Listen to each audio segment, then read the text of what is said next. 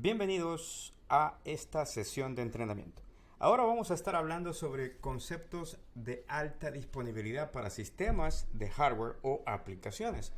Uno de los aspectos muy importantes que por lo general en la mayoría de las empresas o instituciones descuidamos cuando estamos realmente en una situación de problemas es que comienzan a salir a luz muchos de los aspectos que debíamos de haber tomado en consideración al inicio de una planificación ante desastres.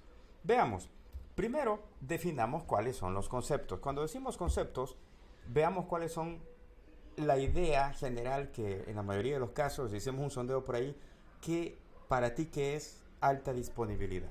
Una de las definiciones que aparecieron por ahí decía, es cuando tenemos la capacidad de que un servidor, un disco duro se dañe y el sistema siga operando sin problemas. Es correcto. Esto va asociado a lo que serían los arreglos de discos duros, que vamos a ver más adelante.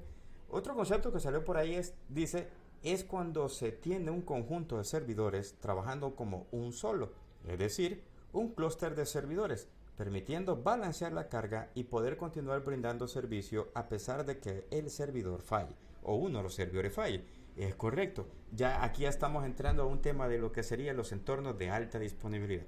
Un último y tercer concepto dice, es la capacidad de poder brindar servicios bajo una modalidad de 7x24, en donde se incluye un sitio de contingencia por si el sitio principal se ve inoperable en un momento dado. Justo así, si se fijan, vamos de menos a más. Este último concepto trae a colisión la utilización de un sitio de contingencia. Puede ser en premisas o puede ser en nube, pero es importante considerar una alternativa de contingencial de ese tipo. Veamos entonces. Arranquemos por definir, identificar cuáles son aquellos componentes de hardware que debemos de tomar en cuenta, no solo en el servidor, sino que en otros aspectos de infraestructura, que nos van a ayudar a dar una continuidad de negocio, a dar una continuidad de que los sistemas sigan operando, a pesar de que cualquiera de esos componentes llegase a fallar. Los componentes que típicamente buscamos que sean redundantes en un servidor son fuentes de energía. Por lo general, los servidores vienen con doble fuente de energía, los servidores que ya vienen diseñados para altas cargas de trabajo y largas jornadas operativas, vienen con doble fuente de energía. Un aspecto importante con la fuente de energía, por favor no se vayan con la fuente más económica, mira, una de 800 watts o una de 750 watts porque consume menos energía.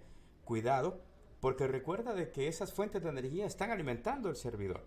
Si en un momento dado, ojo con lo que viene a continuación, si en un momento dado tu fuente de energía es de muy baja capacidad, al final una fuente no va a ser suficiente para alimentar los componentes internos del equipo.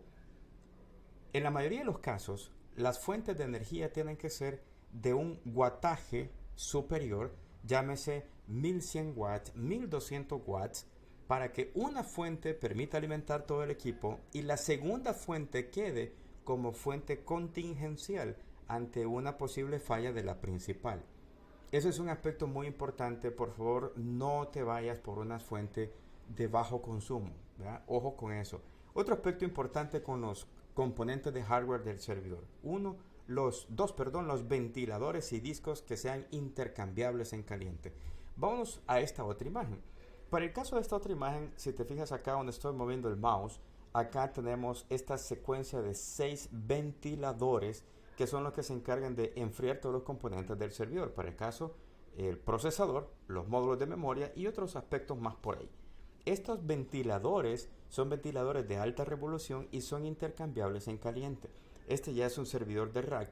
Tú puedes sacar el rack del gabinete sin apagarlo y estas pestañas que estás viendo aquí simple y sencillamente se aprietan para que estos ventiladores se puedan intercambiar si en un momento dado se han dañado. Al igual que los discos duros. Ya vamos a ver más adelante el tema de los discos duros.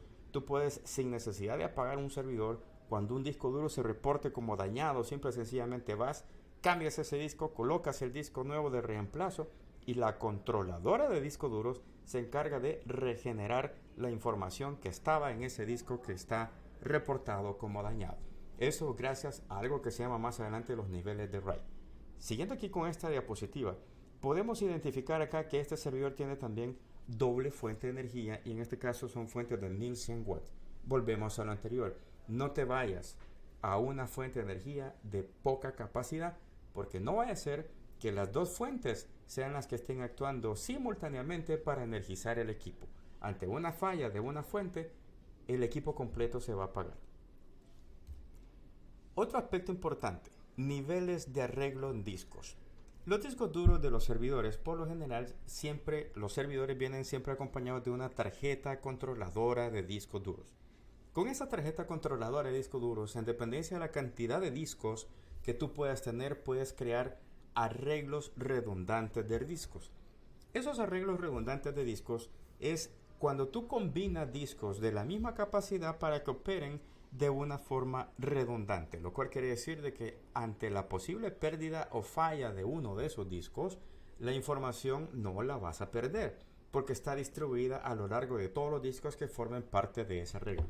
Para el caso, tenemos los arreglos que más se utilizan es el RAID 1, que sería discos en espejo. Lo que tiene el disco 0 es exactamente igual a lo que tiene el disco 1 o disco 1 con disco 2, en dependencia de cómo estén numerados los discos al interior del servidor.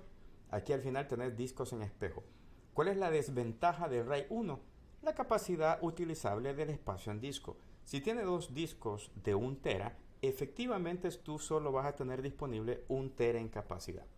Si nos vamos a otro de los arreglos más comunes, también es RAID 5. En el caso de RAID 5 tenemos un mínimo de 3 discos duros y la información se distribuye a lo largo de esos 3 discos duros.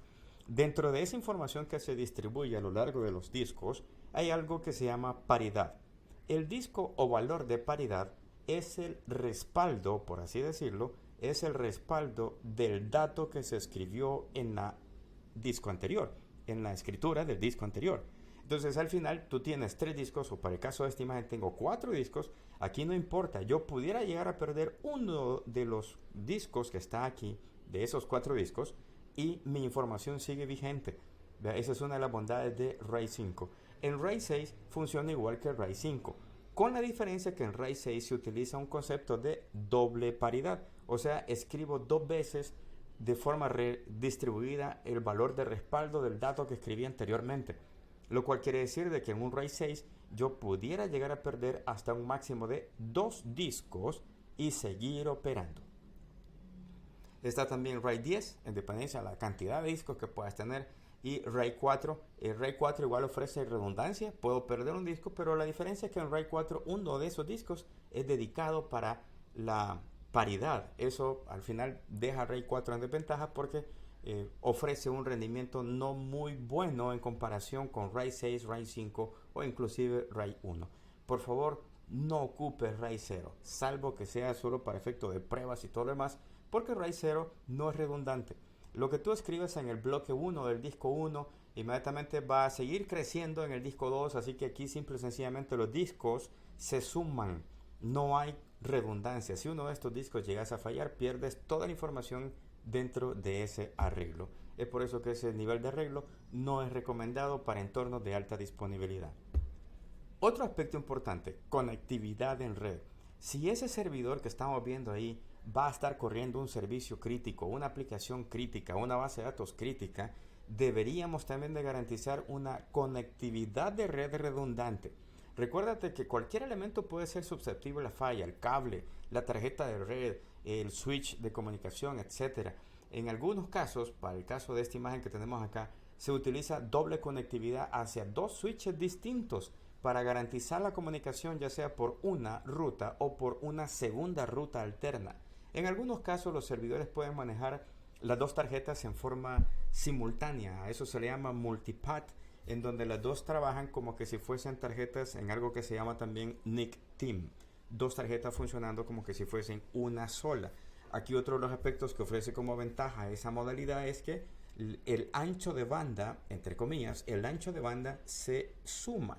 Ya no tienes 1 giga, sino que tendrías 2 gigas acumulado. Obviamente hay trabajos que hay que hacer también del lado de los switches. Para este caso en particular de esta imagen que tengo ahorita, esta doble conectividad corresponde a una doble conectividad para cuando un servidor tiene acceso a un sistema de almacenamiento, en donde ahí es aún más crítico contar con redundancia en ese entorno de conexión hacia una red de almacenamiento. Finalmente, uno de los aspectos que descuidamos es la conectividad eléctrica. El gabinete donde vas a colocar tus equipos, tus servidores, debe de igual forma tener doble alimentación eléctrica que venga de dos circuitos eléctricos completamente distintos, separados e independientes.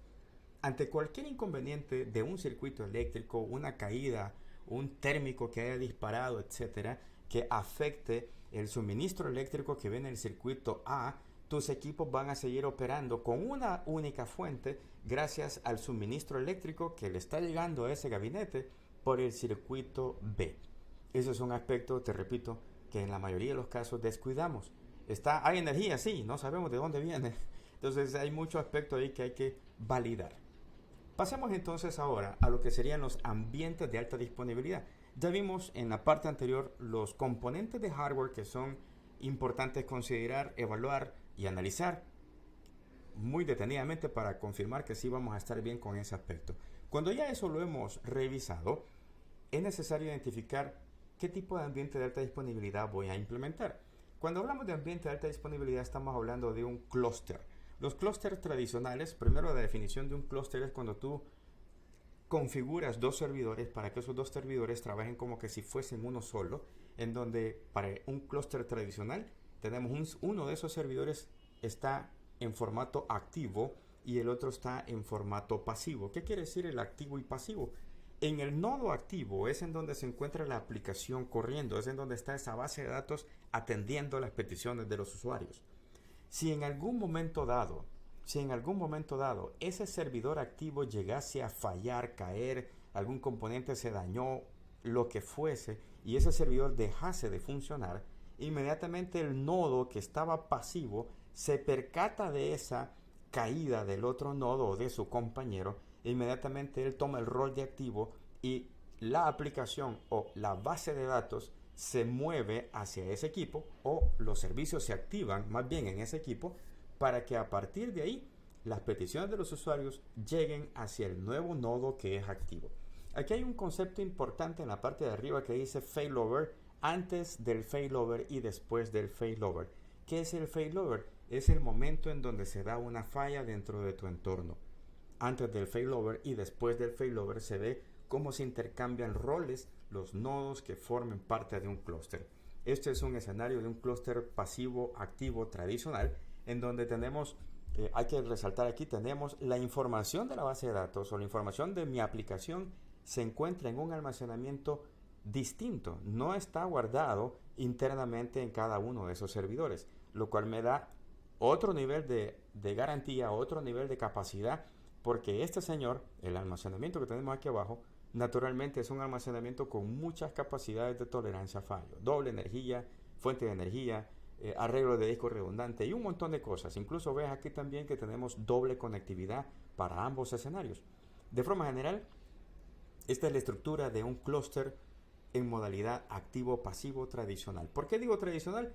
No porque sea viejo, es porque así ha sido un diseño que tradicionalmente se ha mantenido a lo largo de los años. Esto sigue existiendo, Para entornos de virtualización, la situación cambia levemente. En un ambiente de virtualización, si tú sabrás, las máquinas virtuales están operando a lo largo de todos los servidores que forman parte del clúster. La diferencia aquí es de que no existe un servidor activo y el otro pasivo. No, aquí existe un servidor que se le da el rol de máster y los demás servidores que forman parte del clúster de virtualización se les da el rol de esclavo para que ellos simple y sencillamente monitoreen que el servidor máster, que es el que se encarga de verificar que todos los componentes del clúster estén en operación, de disparar todas las acciones remediativas si cualquiera de los nodos esclavos falla. Cuando digo acciones remediativas es que las máquinas virtuales que estaban en ese nodo se muevan hacia cualquiera de los otros nodos. Eso se encarga el máster. Si en algún momento dado el máster es el que cae, los demás nodos esclavos se percatan de lo mismo y uno de los nodos esclavos, en este caso el que más tiempo tenga en operación, él toma el rol de máster y nuevamente el clúster vuelve a reconstruirse, por así decirlo. Durante la falla, el clúster queda particionado. ¿A qué nos referimos como particionado? en ese momento preciso el clúster está incompleto. Siempre tienen que existir los roles de master y esclavo. Este escenario también, recalcando lo que está aquí en imagen, este escenario es un ambiente de alta disponibilidad con un entorno de virtualización que utiliza un almacenamiento de hardware separado, igual que en el caso tradicional. Sin embargo, para entornos de virtualizaciones actuales o más modernos, se ocupa hiperconvergencia, en donde la hiperconvergencia se encarga de virtualizar el almacenamiento o la información está guardada a lo largo de todos los discos, de todos los servidores que forman parte del clúster. Esto lo podemos ver en un video de los que están en este canal o en una de las sesiones más adelante. En todo caso, así funciona un clúster en entornos de virtualización. Uno de los conceptos que podemos resumir en este ambiente de alta disponibilidad de clúster. El concepto número 1 es el failover, operación para retomar las funciones de uno de los nodos fallidos en un clúster para volver a brindar los servicios de forma normal. Luego viene el concepto que se llama failback. Es la operación cuando ya un nodo fallido ya se reparó, ya se levantó y vuelve a entrar nuevamente en operación normal en el clúster. Mira qué pasa cuando eso ocurre. ¿Vuelve a entrar como activo? No, él reconoce el entorno, se da cuenta que el otro es el activo y él vuelve a entrar, pero actualiza su rol y él entra con un rol pasivo. Concepto número 3, IP virtual. En escenarios convencionales o tradicionales hay una dirección IP que es la que se encarga de manejar la identidad del clúster. Las aplicaciones, los servicios de bases de datos son los que ocupan esta dirección IP virtual porque es la que representa el clúster, no es la que representa a un nodo en particular, sino que a toda la solución. Quorum. El concepto número 4 hace referencia a ese almacenamiento o a esa porción del almacenamiento en donde se encuentra la información de configuración del clúster. En ese espacio, que por lo general es un almacenamiento compartido, es en donde hay información de configuración que todos los nodos deben de leer para saber quién es el que está en modalidad activo o pasivo dentro del clúster. Finalmente, el último concepto se llama Heartbeat, que no es más que el proceso interno dentro de un ambiente de alta disponibilidad o clúster, en donde los nodos, a partir de un proceso llamado Heartbeat o latidos, verifican que todos los nodos dentro del clúster se encuentren activos. En caso contrario, se ejecutan los procedimientos remediativos para levantar los roles de pasivo activo o de migrar máquinas virtuales hacia cualquiera de los otros nodos disponibles en el clúster.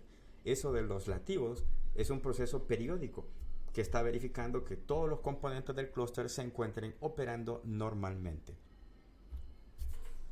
Ahora hablemos sobre alternativas de respaldo. Las alternativas de respaldo, y aquí hay algo muy importante, no cualquier software de respaldo te permite respaldar cualquier cosa. Ojo con eso. Ocupemos el software A y ese software puede respaldar todas las bases de datos, todos los sistemas operativos. La respuesta es no. O sea, no todas las herramientas de respaldo respaldan cualquier cosa. 2.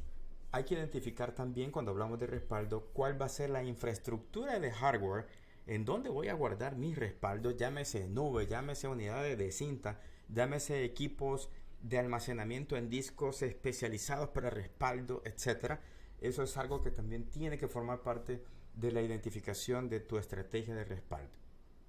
En esta oportunidad vamos a estar hablando puntualmente de lo que es la estrategia de respaldo.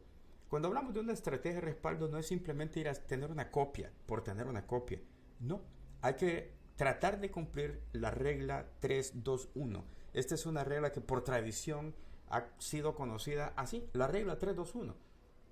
¿Qué hace referencia la regla 3-2-1? A tener 3 copias de esos respaldos. 2 de esos respaldos o 2 de esas copias tienen que estar en almacenamiento distinto. Un almacenamiento en cinta, un almacenamiento en disco, y una copia de esas 3 tiene que estar fuera del sitio principal.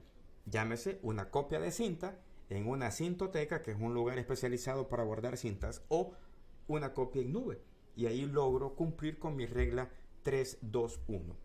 Todo suena bien. Interesante. Esto quiere decir que necesito recursos como cintas de respaldo y ubicaciones externas para guardar esos respaldos. Pero lamentablemente apareció ransomware. Ransomware, para aquellos que no hayan escuchado de él, suerte la de ustedes.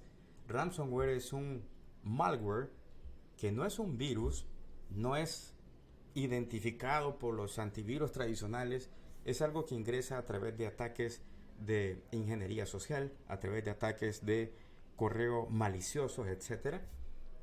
Y se ingresa un malware a nuestra infraestructura que encripta nuestros discos duros de los servidores, y uno de los procesos que realiza ese malware es que identifica también si tienes respaldos, dónde están esos respaldos, para también encriptar esos respaldos. El objetivo es que tú no te puedas recuperar. Ante esa situación, la regla 321 ha mutado, ha cambiado, ha actualizado. Ahora es la regla 32110. O sea, se le agregó un 1 al final y un 0 al final. Volvemos con la misma lógica. 3 copias de tus respaldos en ubicaciones distintas, medios distintos. Una copia de esas tiene que estar fuera. Pero una copia tiene que estar offline. ¿A qué nos referimos con offline? Tiene que estar guardada en un lugar que pudiera estar desconectada de la red, opción número 1. O opción número 2, eso de que tengamos una copia offline, también hace referencia a tener guardado mis respaldos en una ubicación que se llame inmutable, ubicación de almacenamiento inmutable. ¿Qué es inmutabilidad? Que no se pueda modificar, incluso ni por la misma herramienta de respaldo.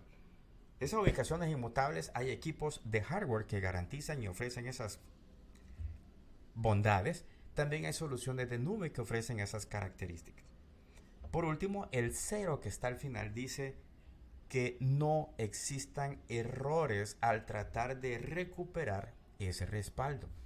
En muchos casos nosotros hemos sido testigos de historias de terror en donde sí el respaldo se hizo, sí el respaldo no lanzó ningún error durante su ejecución, pero cuando me toca hacer el proceso de recuperación de ese respaldo, la información no se puede recuperar. ¿Y entonces qué hacemos? Bueno, espero que no te pase eso. ¿A qué hace referencia la opción 0 que está al final? Que tu herramienta de respaldo, que tu estrategia incluya un proceso de verificación de lo que tenés respaldado para garantizar y confirmar de que esa información respaldada sí se va a poder recuperar.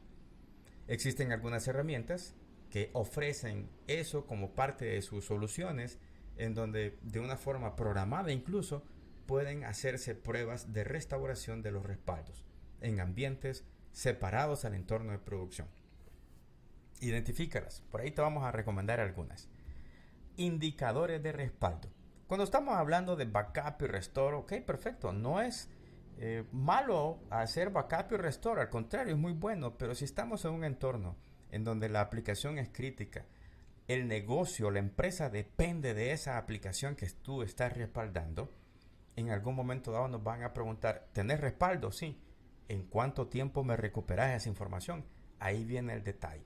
Esos tiempos se clasifican en 2 grandes tiempos, de ahí el tema de los indicadores.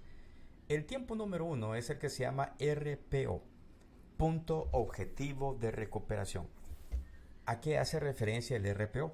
Si te fijas en esta imagen, tenemos que a las 10 de la mañana ocurrió una falla. El servidor se dañó, la base de datos se corrompió, perdimos el acceso al sistema. ¿Tenemos respaldo? Sí. ¿De qué horas es el respaldo? De ayer a las 11 de la noche. Mi RPO es, yo me puedo recuperar ayer a las 11 de la noche. ¿Y qué pasó con los datos que ingresaron en el sistema desde las 8 de la mañana hasta las 10 de la mañana que ocurrió la falla? ¿Dónde está esa información? Bueno, lamento informarle, señor gerente, que eso no, quizás lo perdimos, quizás va a haber que reprocesarse manualmente. Qué situación más complicada. Vamos al otro indicador, el RTO. El RTO es el tiempo objetivo de recuperación. Bueno, ni modo, está bien pues. ¿Tenés respaldo de ayer a las 11 de la noche? Sí. ¿Cuánto tiempo te tardás en recuperar ese respaldo de ayer a las 11 de la noche? Mire, fíjese que el respaldo por lo general tarda 1 hora y media.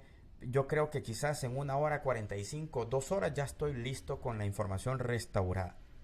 Tu tiempo de recuperación después de la falla van a ser 2 horas. aproximadamente. Esos tiempos son los indicadores que debemos de buscar que sean lo más cortos posible. Entiéndase, si la falla fuera a 10 de la mañana, que tú te puedes recuperar al tiempo más pronto antes de las 10 de la mañana. Por ponerte un ejemplo, 5 minutos atrás, 10 minutos atrás. Pero eso es imposible, yo no puedo estar haciendo backup cada 5 minutos. No todo, oiga, no todo es hacer respaldo. ¿Te recuerdas que en algún momento dado hablamos de sistemas de almacenamiento? Los sistemas de almacenamiento es una SAN. Los sistemas de almacenamiento internamente ellos manejan políticas de protección de información. ¿Qué es eso? El sistema de almacenamiento internamente cada 5 minutos o menos te puede estar haciendo un snapshot, una copia interna de los discos que se le están presentando a los servidores. Insisto, no todo es un respaldo. Tienes que ocupar la mayoría de las herramientas que están alrededor tuyo o que tengas a la mano en la infraestructura que tienes para buscar llegar a tiempos de recuperación que sean lo más cortos posible. Ahora hablemos de gestión, monitoreo y contingencia. Si te fijas, cada vez vamos subiendo un poquito más la grada. Ya vimos desde el hardware, ya vimos desde el respaldo, ya vimos desde la creación, consideraciones de un clúster, tipo de clústeres, y ahora viene la parte más bonita. 1. Necesitamos identificar las capacidades con las que contamos, las que tenemos. No puedes administrar una infraestructura si no tienes una herramienta de monitoreo, si no sabes en qué momento tu infraestructura está saturada, está holgada. Tú tienes que tener claro el concepto que se llama línea base de comportamiento. La línea base de comportamiento es identificar que tu infraestructura, tus aplicaciones, los días lunes a X hora de la mañana, pongámosle a las 9 de la mañana, tienen un alto consumo en memoria. Eso se reduce a eso a las 10:30 de la mañana, que ya la información va bajando, etcétera. Las peticiones de los usuarios va disminuyendo, o cuando hay cierre, eso se dispara. Ese comportamiento tú lo necesitas tener claro. Eso se logra a través de herramientas de monitoreo. Y ojo con lo siguiente, las herramientas de monitoreo no debes únicamente de buscar monitorear el hardware. Hago referencia a el CPU, memoria, disco duro, tarjeta de red, enlaces. Está bien y tienes que hacerlo, pero el monitoreo tiene que ir más allá todavía. Tienes que monitorear los componentes de hardware más los componentes de software y servicios para que finalmente esa herramienta de monitoreo te pueda brindar una visión del negocio en función de los servicios del negocio. Me explico. Si tenemos una base de datos y si tenemos un web server, si tenemos un firewall, tenemos un switch, tenemos un sistema de almacenamiento, todo eso en su conjunto tiene que ser monitoreado porque todos esos componentes forman o brindan un servicio en particular.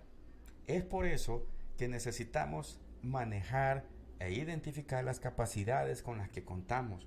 Si no sabemos eso, nuevos proyectos pueden venir a impactar negativamente el rendimiento y el comportamiento de nuestros sistemas. Es por eso que necesitamos identificar esas capacidades, dar a conocer esas necesidades en función de las capacidades con las que estamos o con las que contamos, porque en base a eso viene la expectativa del negocio en función de la continuidad del negocio y de la recuperación ante posibles desastres. La dirección pregunta, ¿están haciendo respaldos? Sí, y eso basta para asumir que la recuperación va a ser en cuestión de minutos.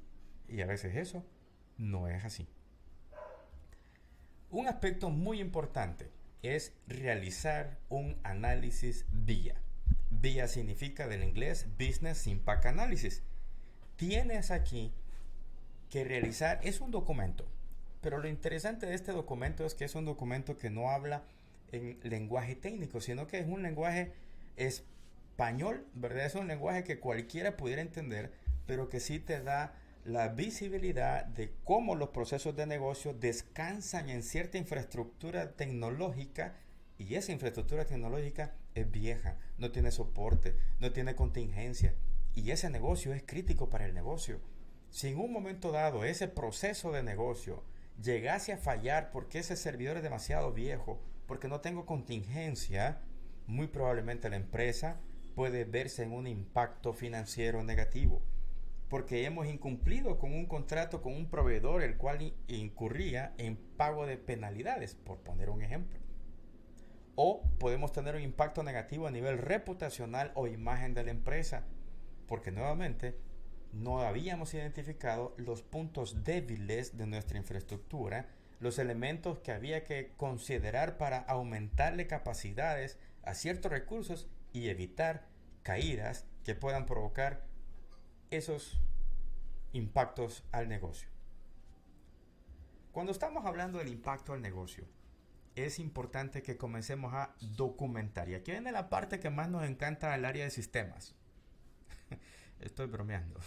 Documentar un plan de continuidad de negocio.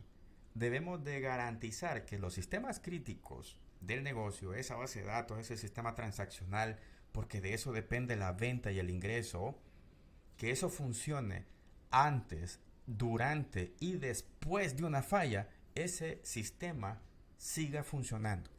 Ojo que dije antes de la falla, durante la falla y después de la falla, ese sistema tiene que seguir funcionando. ¿Cómo vas a lograr eso? Bueno, regresa las diapositivas hacia atrás y anda a analizar si esos elementos los estás considerando o no, porque a partir de ahí viene mucha de la continuidad del negocio. Falla un disco, no hay problema, estamos con un arreglo. Falla un servidor, no hay problema, está en un clúster. Falló un disco duro, no hay problema, es un ambiente de tolerancia a fallo con una SAN, etc. O sea, esos elementos tenemos que documentarlos para saber cuáles son las medidas contingenciales que tenemos para cada uno de los componentes de nuestros servicios críticos. Siguiendo bajo esa misma línea, si en algún momento dado la falla es más grave, necesitamos documentar nuestro plan de recuperación ante desastres. El plan de recuperación ante desastres es un subproceso del plan de continuidad de negocio, y aquí es en donde consideramos la utilización de levantar nuevamente los sistemas en un sitio contingencial probablemente. Es acá en donde la situación ya involucra muchas más cosas, no solamente del área de tecnología, sino es la operación coordinada de todas las áreas del negocio. Vamos a verlo más adelante a detalle.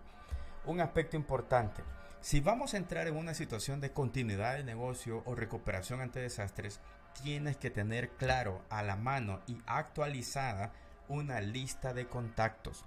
¿Lista de contactos de quién? Bueno, la lista de contactos de tus administradores principales. Entiéndase, los administradores que ven el servidor, la base de datos, las aplicaciones, etc. Y ojo, cuando yo digo los contactos, no es únicamente tener el teléfono celular. Imagínate el escenario de una situación de desastre natural, Dios no lo permita, un terremoto. Tú sabes que normalmente ante esas situaciones las líneas celulares se congestionan. No vas a poder contactar con tus administradores ante una situación como esas.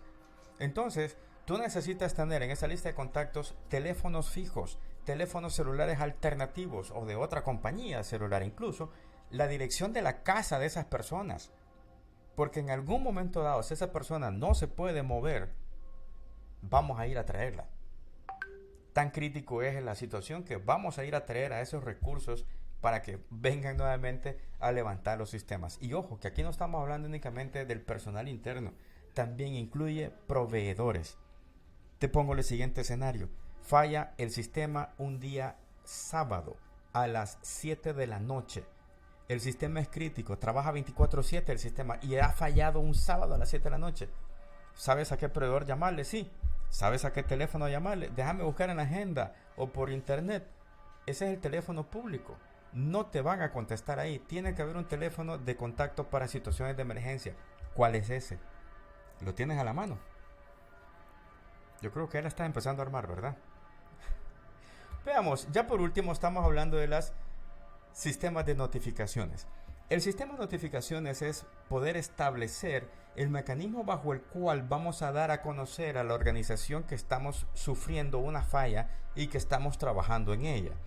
El esquema de notificaciones incluye el accionar, el elevar o ir aumentando el alcance de esas notificaciones a medida nos vamos tomando más tiempo en recuperar la operación. Me refiero a recuperar la operación a: hey, ya pasó 30 minutos, bueno, avisar a los gerentes. Ya pasó una hora, bueno, avisar al director, a los accionistas, etcétera. Entre más tiempo demore, más visibilidad tiene que tener el nivel gerencial para que sepan las medidas legales, las medidas administrativas que se deben de tomar porque los sistemas aún no han vuelto a entrar en operación. Finalmente, garantizar la continuidad de la operación del negocio, la alta disponibilidad. Si bien es cierto, hemos mencionado muchos aspectos que son de carácter técnico, pero esto es una responsabilidad de toda la operación. Vamos a encontrar resistencia al cambio, sí, es natural, pero debemos de realizar entrenamientos internos, procesos de inducción para enseñarle a la gente: si llega a pasar esto, este es el método alternativo que van a tener que hacer. Este es el procedimiento de contingencia, ya no van a ir allá o van a tener que hacerlo acá. La continuidad de esas operaciones no es exclusivo de tecnología. Esto es un trabajo en conjunto de toda la compañía. Estos son algunos de los conceptos que es importante conocer cuando entramos en un entorno para crear ambientes de alta disponibilidad.